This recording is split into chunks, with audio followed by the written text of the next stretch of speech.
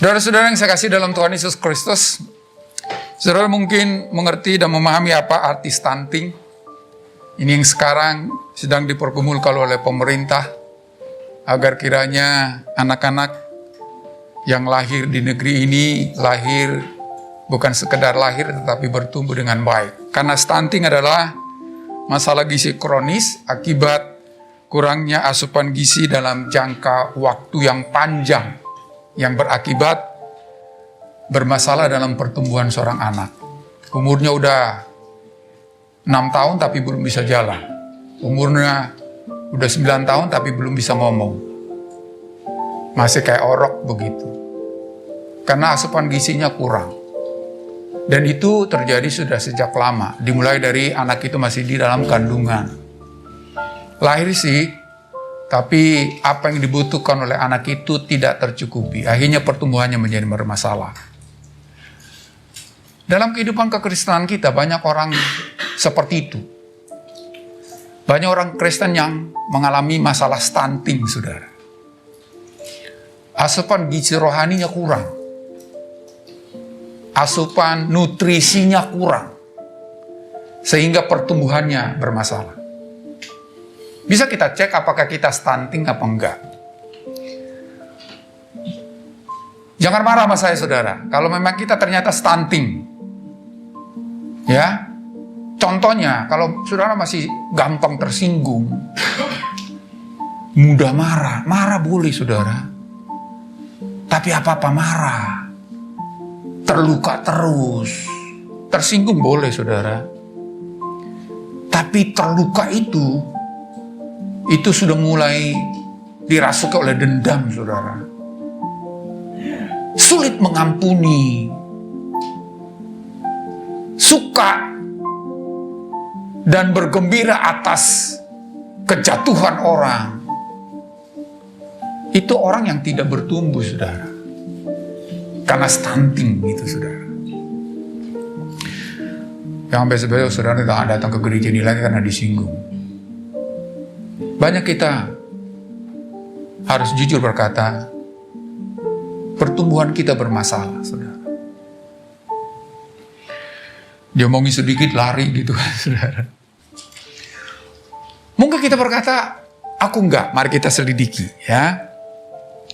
Supaya kita tidak stunting, saudara, supaya kita bertumbuh secara baik, mari lihat apa yang dikatakan oleh Petrus dalam 2 Petrus pasal 1 ayat 3-11. Demikian firman Tuhan.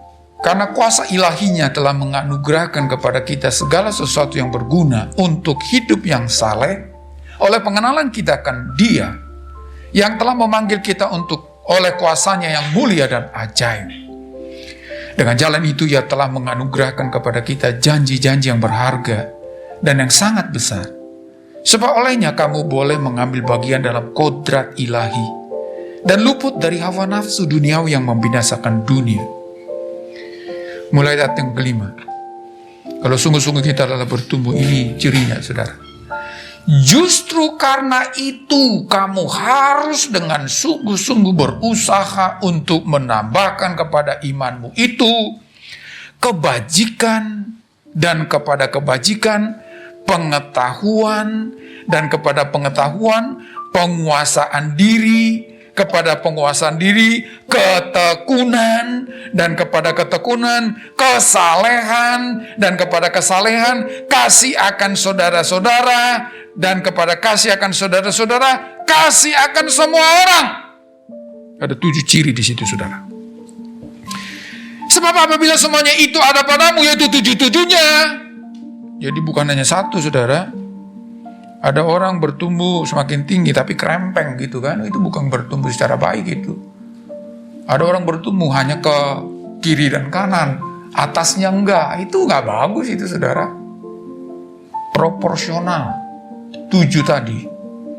Sebab apabila semuanya itu ada padamu dengan berlimpah-limpah, kamu akan dibuatnya menjadi giat dan berhasil dalam pengenalanmu akan Yesus Kristus Tuhan kita. Makanya nggak gampang tersinggung, saudara, karena dia tahu maunya Tuhan apa. Firman Tuhan apa? Ya memang, siapa sih yang mau disakiti, saudara? Ayat 9. Tetapi barang siapa tidak memiliki semuanya itu, tadi 7-7-nya itu, ia menjadi buta dan picik. Ya ini stunting ini, saudara. Karena ia lupa bahwa dosa-dosanya yang dahulu telah dihapuskan. Karena itu, saudara-saudaraku, berusahalah sungguh-sungguh. Nah ini harus kita lakukan dan mudah-mudahan ini menjadi tekad kita. Supaya panggilan dan pilihanmu makin teguh. Sebab jikalau kamu melakukannya, kamu tidak akan pernah tersandung. Ya itu, ya memang disakiti sih, terluka saudara. Tapi mengampuni. Dengan demikian, kepada kamu akan dikaruniakan hak penuh untuk memasuki kerajaan kekal, yaitu kerajaan Tuhan dan Juru Selamat kita, Yesus Kristus. Saudara, mungkin kita sudah berkata, oh aku sudah lahir baru. Bagus, memang itu adalah sesuatu yang harus, saudara. Orang gak bisa menikmati hidup di dunia ini kalau dia gak lahir. Dan orang tidak akan menikmati berkat surgawi kalau dia tidak lahir baru. Tapi tidak akan pernah berhenti hanya lahir, saudara. Lahirnya sehat, gitu kan. Lahirnya memang sesuai dengan harapan, tapi setelah itu apa? Asupan gizinya kurang, ya masalah juga, saudara. Kalau asupan gizi rohani tidak kurang, maka pertumbuhan kita akan bermasalah. Makanya jangan berhenti di titik, aku Kristen, puji Tuhan, haleluya. Aku setiap minggu ke gereja. Saudara tahu, pertumbuhan itu tidak hanya di hari Minggu Anda ke gereja. Enggak, saudara. Saya mau berkata, contohnya saya, belum tentu saya bertumbuh walaupun saya sudah khotbah berkali-kali, saudara. Nggak ditentukan itu. Itu hanya status, saudara. Lahir baru itu status. Makanya barang siapa yang ada dalam Kristus, yang lama sudah berlalu. Status itu, saudara. Status saya, lahir baru. Lama sudah berlalu. Tapi yang berlalu lama itu, gimana seterusnya? Bukankah ada banyak orang udah lamanya berlalu tapi masih dikantongin, saudara? Satu saat timbul, wah, satu saat ada masalah, nongol dia, saudara. Itulah sebabnya, seperti apa yang dikatakan oleh Petrus di ayat yang ketiga sampai ayat yang keempat. Memang itu anugerah. Kita diselamatkan adalah anugerah. Nggak ada andil seorang orok lahir ke dunia ini, nggak ada. Makanya nggak ada seorang anak maunya lahir di keluarga A, B, dan C, kan?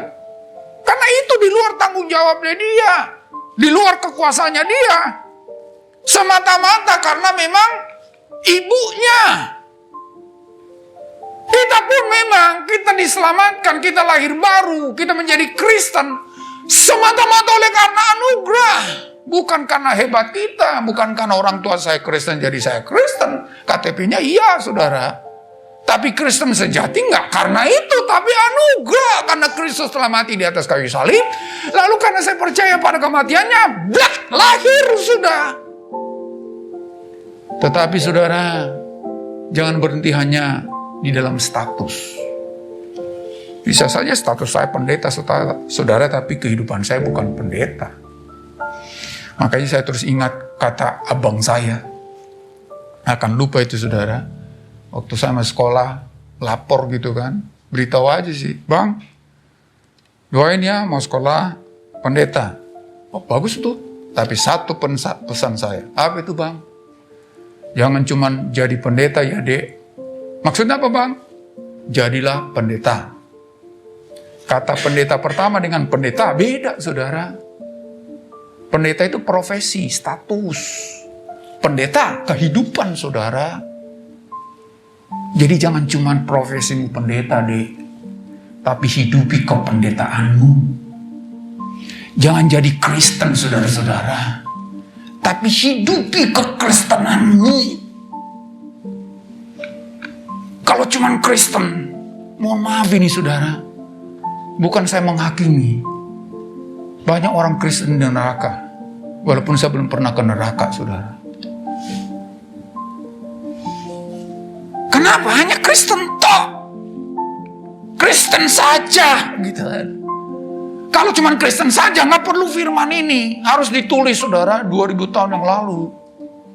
Itulah sebabnya Petrus berkata, hai saudara-saudaraku, ayat 5 tadi, tambahkan, memang keselamatan kita itu udah sempurna, saudara. Nggak perlu lagi ditambahkan oleh apa-apa. Tetapi menjadi Kristen itu ada sesuatu yang perlu ditambahkan. Kenapa? Karena kita mesti dan harus bertumbuh, saudara. Seorang ibu yang melahirkan anak tidak hanya berkata, puji Tuhan, haleluya, aku nantikan anak ini 20 tahun. Tapi dia abaikan anak itu kemudian. Mati kan, saudara. Itu dari sisi ibu. Tapi dari sisi anak, ketika tapi disuapin, gak buka mulut. Disuruh mandiin, gak mau. Stunting, saudara. Maunya Tuhan kita bertumbuh seperti ibu yang merawat anaknya. Anakku, aku pengen engkau kelak menjadi manusia yang berhasil, nak. Makanya begini. Tapi anak itu di sekolahin bolos melulu. Ya gak mungkin lah jadi orang berhasil. Walaupun keinginan ibunya sangat kuat. Allah sebagai Bapa kita sangat kuat untuk membuat kita berhasil, saudara, dalam kekristenan kita, dalam iman kita. Makanya dia rindu, lakukan ini nak, lakukan itu nak. Gitu kan, kata Bapa kita itu yang adalah Allah kita. Tapi kita EGP, saudara. Kita gak peduli, ya gak sampai, saudara. Gak sampai. Makanya Petrus berkata, justru karena itu kamu harus dengan sungguh-sungguh. Bukan sekedar hari ini ya, besok enggak. Hari ini ke gereja, besok enggak. Gitu kan? Keselamatan kita itu mahal. Jadi tanggapilah. Kalau saudara, kemarin saya ngomong itu, di mana ya? Di DPP atau di mana ya? Saudara punya 1 kilo emas? Kenapa Sio nggak punya 1 kilo emas? Jujur aja Sio, nggak apa-apa. Kenapa nggak punya? Hah? Belum beli aja, oh berarti punya duit. Bagi dong Sio, bunyi batik. Kenapa nggak kita punya 1 kilo emas? Mahal harganya Bapak Ibu.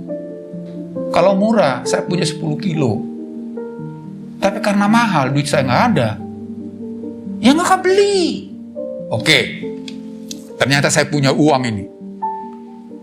Saya belilah 1 kilo. Kira-kira saya mau apain tuh yang 1 kilo emas? Sungguh-sungguh saya jaga, saudara. Nggak saya kasih di emperan toko. Ada banyak orang Kristen hari ini, imannya di emperan toko, saudara. Ya nggak apa-apa lah, diambil orang nggak masalah. Rendah sekali. Makanya Petrus berkata, sungguh-sungguh berusaha. Ingat, bukan untuk diselamatkan ya. Bukti kita sudah diselamatkan. Bukti emas itu mahal. Bukti emas itu gak gampang dicari dan ditemukan. Kenapa emas dibanding perak lebih mahal emas?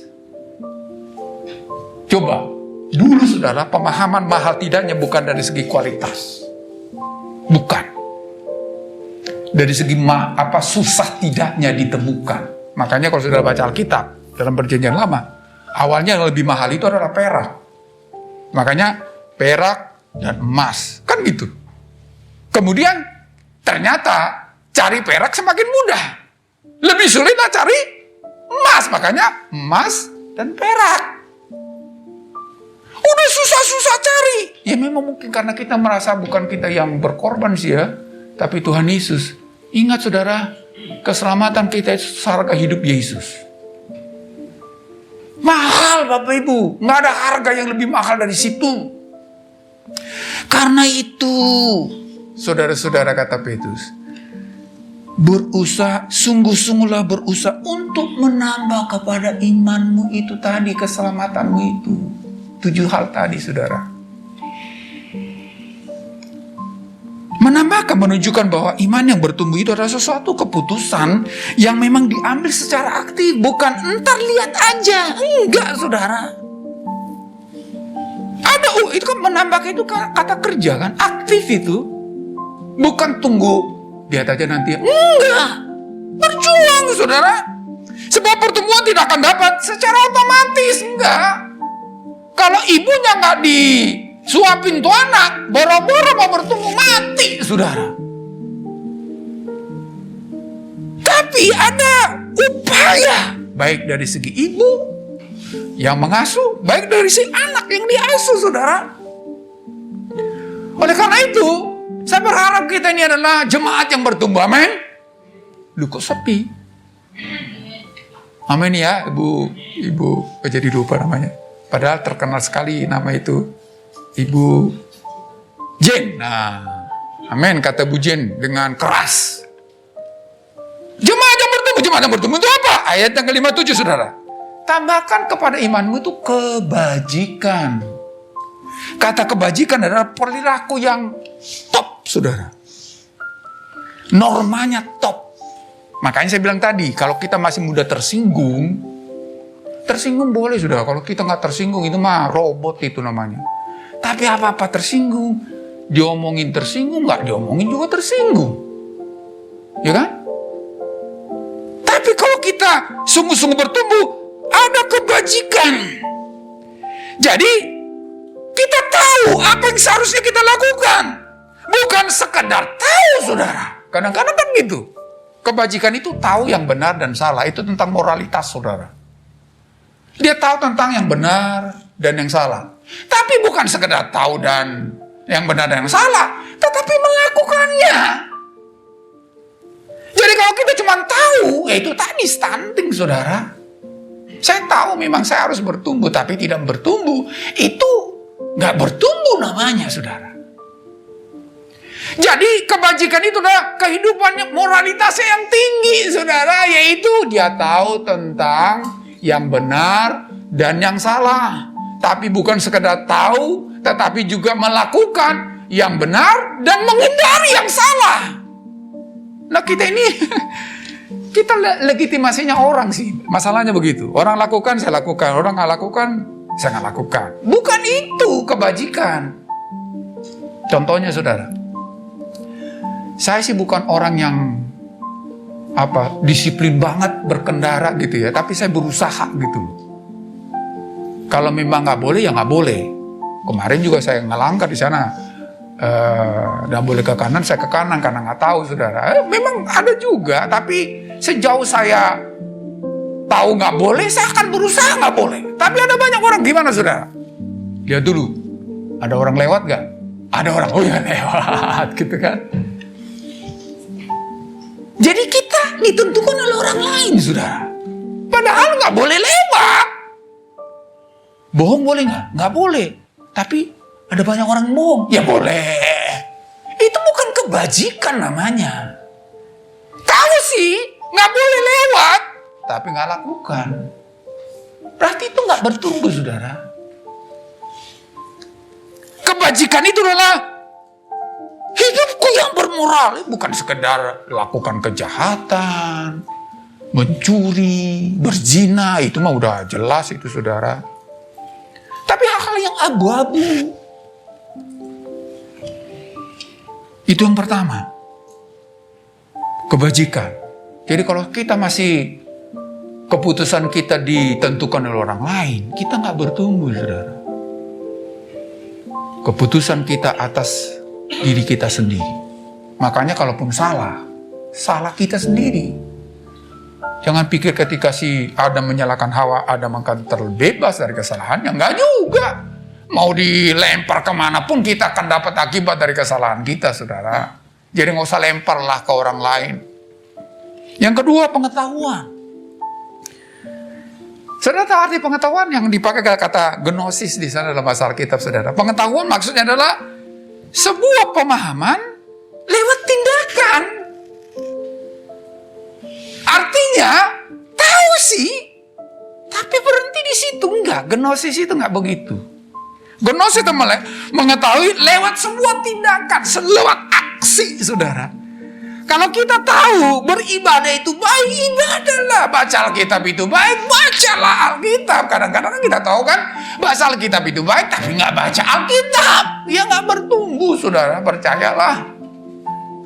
Mengampuni itu baik, tapi nggak mengampuni. Jadi gnosis itu artinya sebuah pengetahuan dalam sebuah tindakan. Sebuah aksi, saudara. Kalau kita tahu itu haram, ya jangan lakukan gitu loh. Tahu haram tapi dilakukan, gak kop, saudara. Tambahkan gnosis, artinya kalau engkau itu tahu bahwa itu benar, lakukan. Kalau engkau tahu itu tidak benar, jangan lakukan. Tapi banyak orang hari ini karena pengetahuannya justru melakukan sesuatu yang tidak benar. Yang ketiga, penguasaan diri, saudara. Saudara tahu penguasaan diri dalam bahasa Alkitab itu adalah ekrateia. Dicontohkan seperti orang yang nahan pipis, saudara. Saudara pernah nahan pipis? Pernah ya? Setiap kita pernah nahan pipis. Itulah apa? Pengendalian diri. Kita kendalikan pipis kita.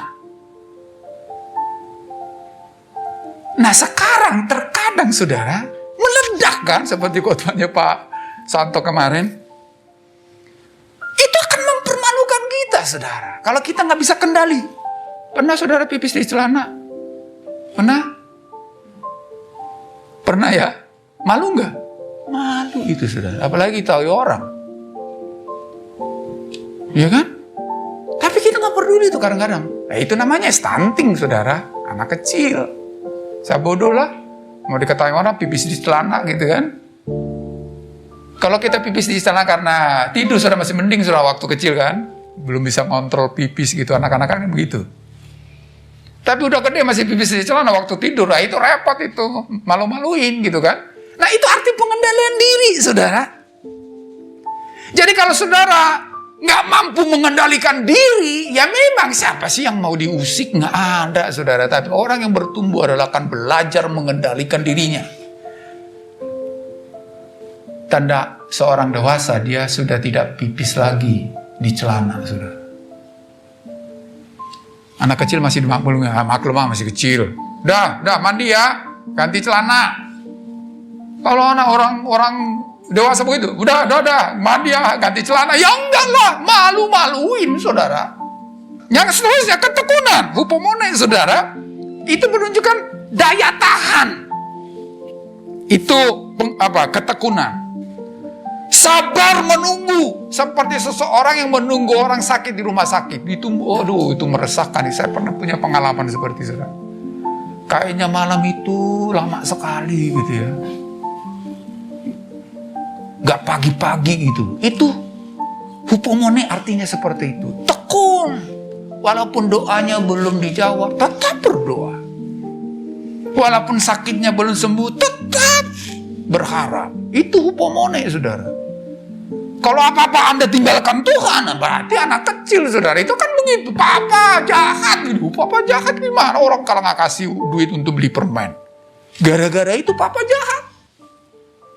Hupomone adalah, walaupun Tuhan belum menjawab doaku, aku tetap menunggu dia. Lu nggak dikasih-kasih kok, tetap aku percaya sama dia. Udahlah, kata iblis. Papamu tuh jahat, buktinya nggak dikasih. Tetap percaya papaku nggak jahat. Kalau itu tandanya kita, berarti kita sedang bertumbuh, saudara. Sedang bertumbuh. Ada ketekunan, bertahan melakukan sesuatu. Walaupun mungkin tidak ada alasan untuk bertahan, saudara. Ya. Yang seterusnya adalah kesalehan. Eusebia, saudara. Karakter kesalehan terhadap Tuhan. Hormat kepada Tuhan. Salut kepada Tuhan. Walaupun mungkin Tuhan seringkali dianggap mengecewakan, saudara. Itu kesalehan. Saleh itu bukan berarti disinggung, gak marah gitu kan. Orang-orang saleh maksudnya seperti malaikat. Bukan, saudara. Saleh artinya dia menghormati Tuhan apapun keadaannya, saudara. Dia mengagungkan Tuhan dalam hidupnya. Makanya kenapa? Siapa itu yang diangkat? Dalam perjanjian lama, saudara? Henok. Kenapa Henok diangkat?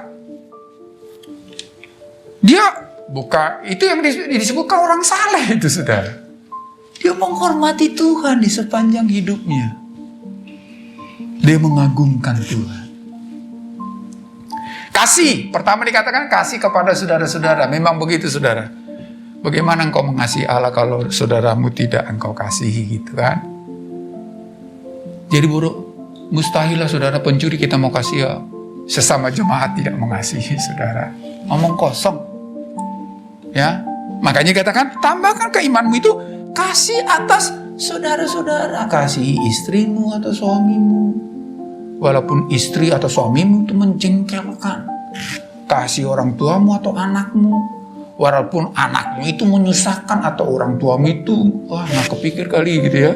Ada banyak orang lari dari rumah karena apa? Papa mamaku itu nggak tahu akan aku. Bagaimana dia mau mengasihi orang lain, saudara? Kalaupun dia mengasihi pacarnya, itu bukan kasih itu, saudara. Karena dia katakan kasih kepada saudara-saudara seiman. Kalau saudara-saudara seiman nggak mampu mengasihi, bagaimana ke tetangga? Tapi kalau kita sesama seiman itu saling mengasihi, itulah nanti berdampak kepada yang ketujuh berkata, kasih akan semua orang. Tetangga pun akan mendapatkan dampak dari kasih di antara keluarga itu. Kalau si suami kasih istrinya, itulah yang dilihat oleh tetangga kan. Bahagia benar itu orang itu ya. Saya pengen seperti mereka. Tapi kalau gontok-gontokan, amit-amit cabang bayi katanya. Kan gitu, saudara. Itu adalah sebuah konsekuensi.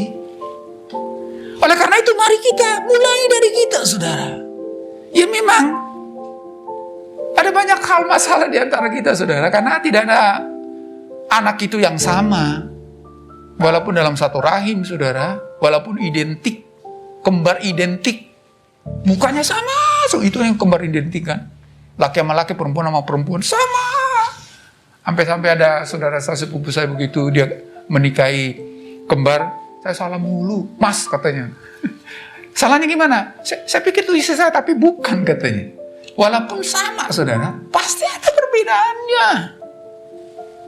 Dan itu kenyataan saudara. Tapi Tuhan berkata, kasih kepada saudara-saudara seiman. Nah yang saudara aja kita gontok-gontokan, ya bagaimana dengan yang nggak jelas itu siapa dari rahimnya siapa saudara? Kalau saudara bersaudara berantem mulu, bagaimana dia mengasihi tetangga saudara? Nggak mungkin lah. Dan itu berlangsung seumur hidup saudara, 7-7. Makanya kalau semua itu ada padamu, dan itu bukan 1-2 hari, tetapi yang penting ada pertumbuhan. Pernah saudara tanam, dulu waktu pandemi saudara sama istri saya ini, karena di rumah mulu kita bosan gitu ya, nanamlah di pot saudara. Saya senang banget saudara waktu saya tanam satu, lalu beberapa kemudian mulai nongol gitu kan. Padahal belum ada apa-apanya itu, tapi nongolnya dia, wih senangnya bukan main saudara. Padahal nggak ada apa-apanya itu. Tapi yang penting ada perubahannya. Itu yang disebut bertumbuh saudara. Bukan langsung dewasa begitu lalu ada buahnya. Enggak lah. Butuh proses, dan proses itu seumur hidup saudara. Oleh karena itu, kalau itu ada padamu dengan sungguh-sungguh, berarti ada kita usaha untuk itu. Pasti ada saudara. Beberapa kemudian yang dari biji, dia memberontak ke atas, lalu tumbuh kehidupan, saudara. Dari situ kemudian berkembang, akan semakin dewasa, saudara. Tapi ditanam biji, tetap biji, nggak ada gunanya, saudara.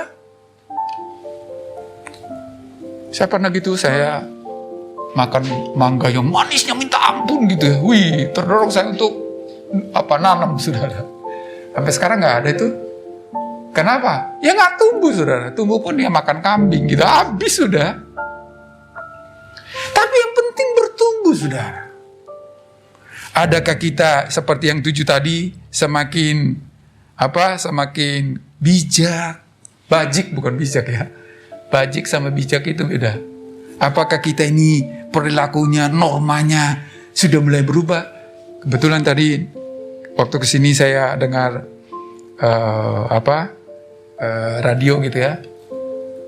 Berubah itu bukan, jangan bandingkan dirimu dengan orang lain katanya. Kalau engkau mau melihat engkau berubah apa tidak, bandingkanlah dirimu yang sekarang dengan 3 bulan yang lalu atau 3 tahun yang lalu. Itu ujian apakah kita berubah apa enggak.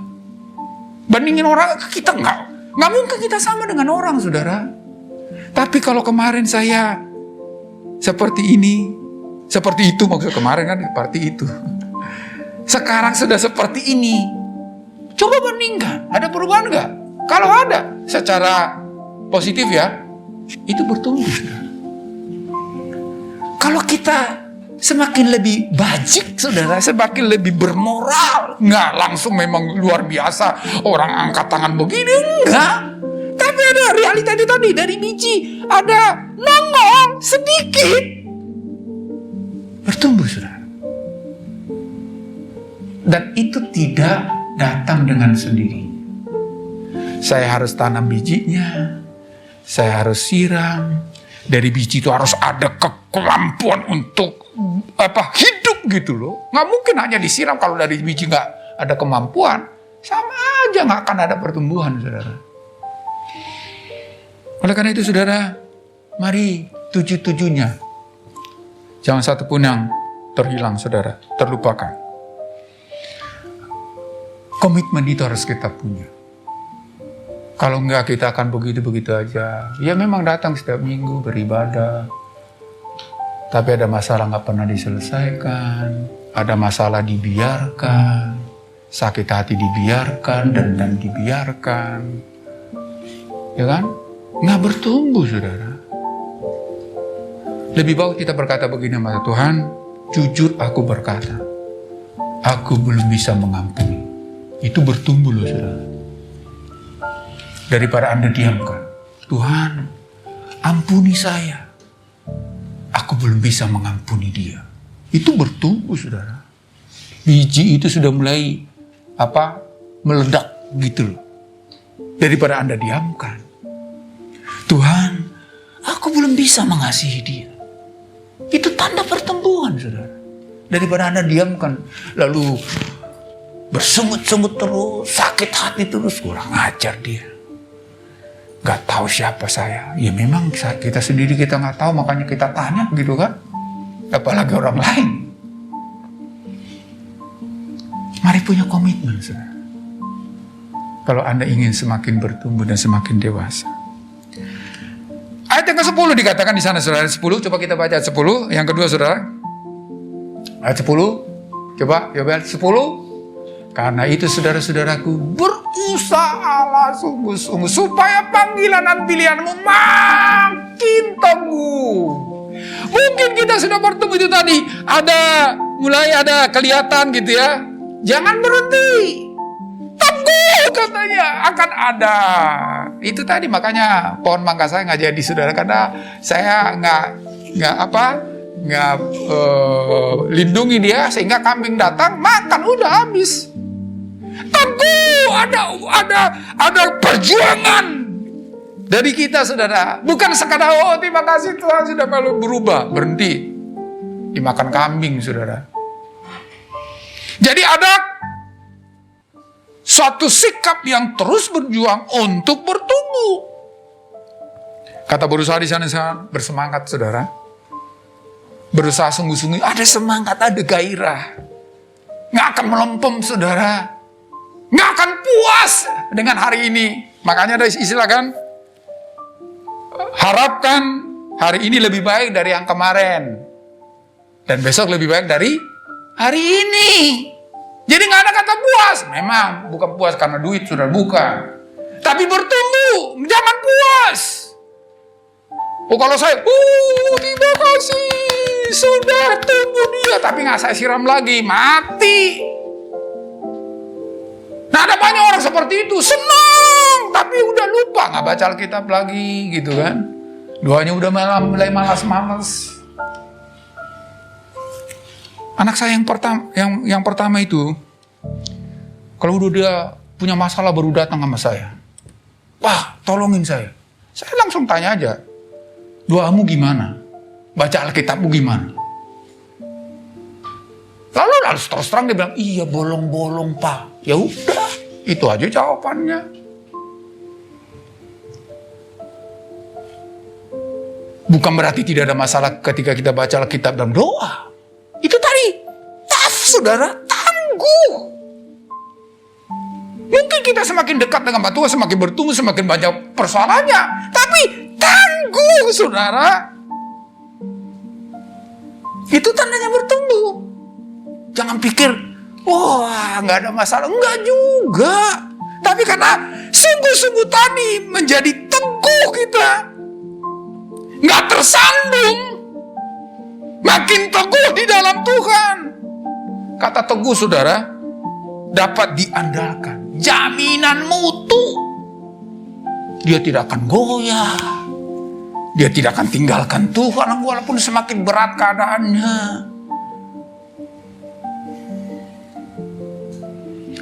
Dan hasilnya dikatakan ayat terakhir, saudara, 11. Luar biasa ini 11, coba. Dengan demikian kepada kamu akan dikaruniakan hak penuh. Wih. Hak penuh loh, saudara. Memang ini adalah bentuk yang akan datang. Kepada kerajaan yang akan datang. Tapi sekarang diberi hak penuh, saudara. Itu kan, apa itu namanya? Asuransi kan itu begitu, saudara. Mobil Bapak kalau ada apa-apa, kita rawat. Sekarang, walaupun belum kejadian, saudara. Tapi jaminannya sekarang. Gimana nggak? Makanya, saudara, awal-awal saya punya mobil itu, waduh, saya dikendalikan mobil itu, saudara. Nanti dicuri dan ya. Tapi setelah diasuransi, mau diambil ke mau apa kayak terserah lah. Ngapain saya menjadi tenang bawanya, saudara? Kenapa? Ada asuransi. Nggak hilang sih. Tapi nggak akan gerasa gerusuk lagi. Kalau dulu saya tuh kunci stang harus pakai lah. Ini segala macam. Tapi setelah ada asuransi apa? Parkir aja udah. Ambil udah. Tenang, saudara. Itu kalau apa? Itu tadi bertumbuh tadi. Hak penuh. Jadi kalau saudara masih gelisah karena ini dan itu. Bukan karena udah di rumah sakit. Antara hidup dan mati. Padahal anaknya receh-receh gitu loh, saudara. Saudara gelisah. Itu anak kecil, saudara. Mainannya diambil orang nangis. Itu kan anak kecil. Mohon maaf Bapak Ibu, saya bukan berkata kita anak kecil, udah dewasa kita semua ini. Tapi kita harus jujur berkata, kerohanian kita seringkali seperti itu. Tapi kalau kita memang sudah bertumbuh, siapa sih yang mainan kita mau diambil? Nggak ada, saudara. Tapi ketika diambil, kita akan tahu bersikap, saudara. Ngerti kita apa yang harus kita lakukan. Tangguh itu tadi. Jaminan mutu masuk ke dalam kerajaan. Doa dan harapan saya Bapak Ibu. Kita bukan sekedar punya iman. Tapi bertumbuh dalam iman. Mari kita berdoa.